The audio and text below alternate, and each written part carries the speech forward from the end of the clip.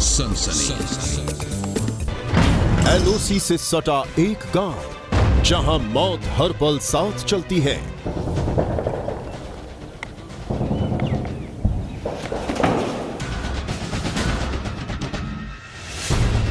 पा रहे होंगे आप, लगातार फायरिंग की आवाजें लगातार आ रही हैं। रोजाना यहां होता है मौत से सामना।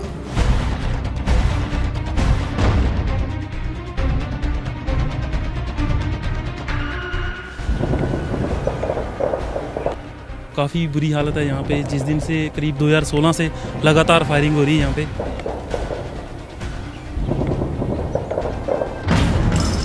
डर डर कर जीने को मजबूर गांव वाले। पाकिस्तान की तरफ से हुई गोलाबारी में आप देख सकते हैं इस घर को बहुत ज़्यादा नुकसान पहुंचा है और उसकी पावर आप देख सकते हैं कि पूरी की पूरी जो इतनी मोटी जो पत्थर की दीवार थी वो पूरी फट गई।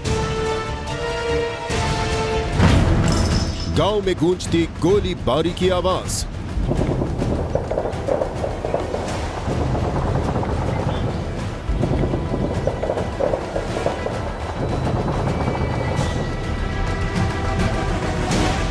लेकिन मोर्चा भी नहीं, ये गोला के दीवार के ऊपर पड़ा। हम इसी मकान के अंदर थे, अगर ये छत के ऊपर पड़ता तो क्या हाल होती हमारी। आज इस दुनिया में ना होते, आज इस दुनिया में ना होते। और खौफ के बीच एबीपी न्यूज की बड़ी पड़ताल।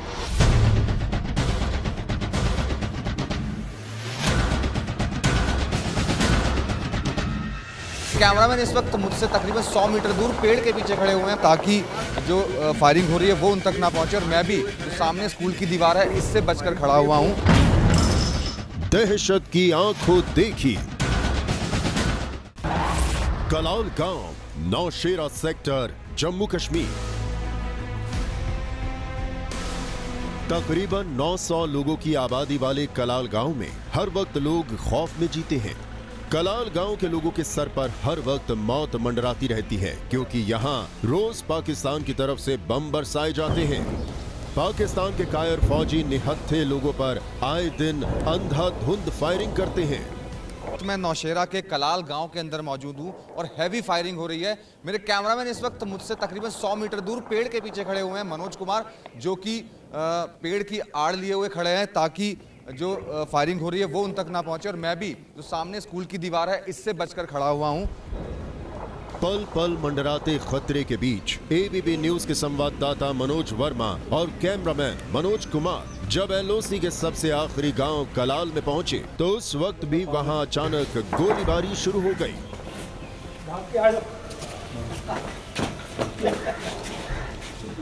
हमारी टीम को जैसे तैसे छुपकर अपनी जान बचानी पड़ी, लेकिन फायरिंग के बावजूद हमारी टीम कलाल गांव में डटी रही। मकसद था 24 घंटे दहशत के साए में जीने वाले लोगों का दर्द आग तक पहुंचाना। दरअसल एलओसी पर बसा ये आखिरी गांव जम्मू कश्मीर के राजौरी जिले से करीब 130 किलोमीटर दूर है। इस गांव से नौशेरा टाउन की दूरी भी महज 19 किलोमीटर ही है।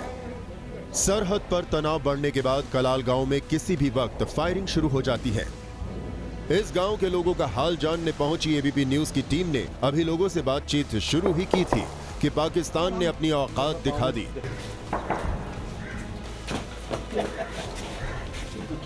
पाकिस्तान ने फिर से सीज फायर का उल्लंघन किया और जबरदस्त गोलीबारी शुरू कर दी। पा रहे होंगे आप, लगातार फायरिंग की आवाजें लगातार आ रही हैं और इस वक्त हम खड़े हुए हैं कलाल गांव के अंदर, जो कि नौशेरा में मौजूद है। कलाल स्कूल के अंदर इस वक्त हम खड़े हुए हैं। लगातार शेलिंग और फायरिंग यहां पर हो रही है। मेरे कैमरामैन जो मनोज कुमार हैं वो एक पेड़ के पीछे खड़े हुए हैं, आगे नहीं आ रहे हैं, सिर्फ डर और दहशत की वजह से। कलाल गांव में स्थित इस सरकारी स्कूल की दीवार की आड़ में खड़े हमारे संवाददाता मनोज वर्मा ने स्कूल में मौजूद टीचर और कर्मचारियों से बात की तो उन्होंने बताया कि इस तरह से गोलीबारी होना कोई नई बात नहीं है। यहाँ रोज इसी तरह से पूरी घाटी गोलीबारी की जोरदार आवाज से दहल उठती है। स्कूल में पढ़ाने वाले एक टीचर के मुताबिक इस गांव के हाल बहुत बुरे हैं। बच्चे दहशत के साए में स्कूल आते हैं और कई दफा तो माहौल इतना खराब होता है कि स्कूल को बंद ही करना पड़ जाता है। काफ़ी बुरी हालत है यहाँ पे। जिस दिन से करीब 2016 से लगातार फायरिंग हो रही है यहाँ पे। आज भी देखो आप क्या हालात हैं। हमने तो अपनी तरफ से काफ़ी कोशिश करते हैं, इसको खोल के रखते हैं, लेकिन डिस्टर्ब रहता है इसको। तो आप देख रहे हैं खुद ही कितनी ज़बरदस्त फायरिंग हो रही है यहाँ पे। यहाँ मौजूद टीचर ने हमें भी बताया कि इस गांव में बंकर तक नहीं है जहां गोलीबारी और शेलिंग के दौरान छुपकर अपनी जान बचाई जा सके। हालांकि सरकार ने दावा किया है कि एलओसी पर बंकर बनाए जाएंगे, लेकिन ये बंकर कब बनेंगे इसका जवाब किसी के पास नहीं है। तो हमारी ड्यूटी है, ड्यूटी तो करनी पड़ेगी। तो बाकी गांव में भी आप देख ही रहे हो, गांव के लोग भी बेचारे डिस्टर्ब तो बहुत है, लेकिन अभी तक कोई बैंकर की फैसिलिटी गवर्नमेंट ने बैंकर दिए हैं, लेकिन अब बना नहीं पा रहे हैं। कोई एक तो मौसम नहीं साथ दे रहा है कि ये फायरिंग की वजह से कोई भी आदमी लेबर नहीं लगा के खुश है, क्योंकि लेबर लगाते हैं तो लेबर को कोई प्रॉब्लम हो जाएगी तो मुश्किल हो जाएगी। इस चक्कर में अभी बैंकर भी नहीं बने। तो अब आप देख ही रहे हो हमारी हालत। तो हम तो गवर्नमेंट से भी ये अपील करेंगे कि हमारे लिए जल्द से जल्द कोई ना कोई सोल्यूशन निकाला जाए, जिससे कि हम आगे पीछे शिफ्ट करें। नहीं तो अगर यही हालत रही तो हमें शिफ्ट ही करना पड़ेगा। पाकिस्तान की तरफ से फायरिंग और शेलिंग तकरीबन 1.5 घंटे तक चलती रही। इस दौरान एबीपी न्यूज संवाददाता मनोज वर्मा और कैमरामैन मनोज कुमार स्कूल के एक कमरे में बैठे रहे, और जब गोलीबारी की आवाजें कम हुई तो खुद को बचाते हुए सभी स्कूल से बाहर निकलकर अपनी गाड़ी में बैठ गए। थोड़ी ही देर में एबीपी न्यूज की टीम एलओसी से सटे कलाल गांव के एक घर में पहुंची। घर के हालात देखकर हम हैरान हो गए। 28 फरवरी को पाकिस्तान की तरफ से हुई गोलीबारी और शेलिंग से इस घर की मोटी मोटी दीवारें टूट गईं। घर की छत पर गड्ढा तक हो गया। राजौरी के नौशहरा सेक्टर का ये आखिरी गांव है कलाल, और इस गांव के लोग हर वक्त डर और दहशत के साए में जीते हैं। वजह है कि यहाँ से एलओसी बेहद नज़दीक है, सामने एलओसी है, पीओके है, और कभी भी यहाँ पर फायरिंग और गोलाबारी शुरू हो जाती है। 28 तारीख को भी यहाँ पर गोलाबारी हुई, जिसमें इस घर को बहुत ज़्यादा नुकसान पहुँचा है। तो क्या हुआ सर यहाँ पर? 28 फरवरी को तकरीबन फायरिंग तो सुबह से स्टार्ट थी। ये हमारे घर में जो पड़े हैं तकरीबन 3 बजे के करीब घर में, ये हमारे आंगन में पड़े, एक तो दीवार में लगा है। जी आप दिखाएंगे? हाँ मैं दिखाऊंगा। मैं बताइए। ये सामने एक, ये इधर सामने पड़ा था, तो एक सामने वो दीवार पे लगा है, एक सामने वो दीवार पे लगा है। पाकिस्तान की तरफ से हुई गोलाबारी में आप देख सकते हैं इस घर को बहुत ज़्यादा नुकसान पहुंचा है, और उसकी पावर आप देख सकते हैं कि पूरी की पूरी जो इतनी मोटी जो पत्थर की दीवार थी वो पूरी फट गई, और पूरा इतना बड़ा यहाँ पर छेद बन गया। देखिए कमरा साफ नज़र आ रहा है अंदर आपको। और इस वक्त हम जहाँ पर खड़े हैं अभी भी जो फायरिंग है उसकी आवाज़ें अभी आना शुरू हुई है। हर वक्त जो लोग हैं यहाँ के वो डर और दहशत के साए में जीते हैं। कब नहीं पता कि कब जान चली जाए, और अगर जान भी नहीं जाती है तो जो मकान है वो बहुत ज़्यादा डैमेज हो जाता है। इस घर में रहने वाले सुरजीत की माने तो आए दिन होने वाली सीज फायर से पूरा गांव दहशत के साए में जीने को मजबूर है। 28 फरवरी को हुई शेलिंग से इनके घर को काफी नुकसान हुआ है। सुरजीत का कहना है कि पैसों का नुकसान तो वो फिर भी पूरा कर लेंगे, लेकिन क्या होता अगर इस शेलिंग की चपेट में वो या उनके परिवार का कोई शख्स आ जाता।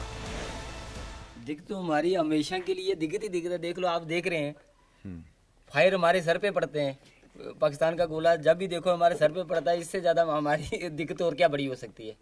तो बैंकर के लिए अभी जैसे बता रहे थे, बैंकर के लिए कब से बोल रहे हैं बैंकर, अगर बाकी तो कुछ नहीं, हमें तो जो नुकसान हुआ वो तो हुआ ही हुआ है, लेकिन अपनी जान का तो फिक्र है हमें। अभी मोर्चा हुआ मतलब अपने आप को तो सेव कर सकते हैं, लेकिन मोर्चा भी नहीं। ये गोला अगर दीवार के ऊपर पड़ा, हम इसी मकान के अंदर थे, अगर ये छत के ऊपर पड़ता तो क्या हाल होती हमारी, आज इस दुनिया में ना होते। इस गांव के लोग भारतीय सरकार से भी नाराज नजर आए। वजह 2 हैं।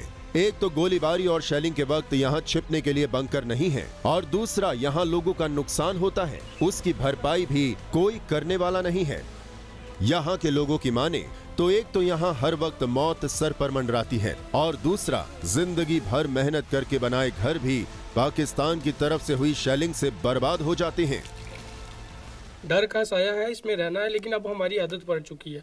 लेकिन जहाँ तक बात ये डैमेजेस की है, इसमें हमें मुआवजा नहीं मिलता। मैं यही सरकार से, गवर्नर साहब से, मोदी साहब से यही कहना चाहूँगा आपके माध्यम से कि जो डैमेजेस होता है, कम से कम आप अगर उनके दुख दर्द के साथ खड़े हो, हमें पता है आप खड़े हो, और अगर आप खड़े हो तो कम से कम जो इनका नुकसान हुआ है तो वो तो दो। बंकर यहाँ पर बने हुए हैं, बंकर की भी मांग रहती है लोगों की यहाँ पर, और क्या वो हैं? देखिए बंकर का अभी तक शोशा है, ये कहते हैं कि हमने बंकर दिए हैं, 400 दिए हैं। केंद्र सरकार बार बार ये बात कहती है कि जैसे ये एयर स्ट्राइक हुई उसके बाद कह रहे थे कि सेंट्रल गवर्नमेंट ने कहा कि 400 बंकर्स हम बनाएंगे आर्मी की मदद से, लेकिन वही जो पहले आपने दिए वो तो बनाए नहीं, तो अगले आप कहाँ से बना लोगे? दहशत का ये माहौल सिर्फ एक गांव तक ही सीमित नहीं है। एलओसी के पास जितने भी गांव हैं, उन सब का हाल ऐसा ही है और सभी डर के साए में जीने को मजबूर हैं। पाकिस्तान की हर नापाक करतूत का भारत मुंह तोड़ जवाब तो दे रहा है, लेकिन उस सब के बीच एलओसी के करीब रहने वाले लोग हर रोज मौत से सामना करते हैं। कैमरामैन मनोज कुमार के साथ मनोज वर्मा की रिपोर्ट। सनसनी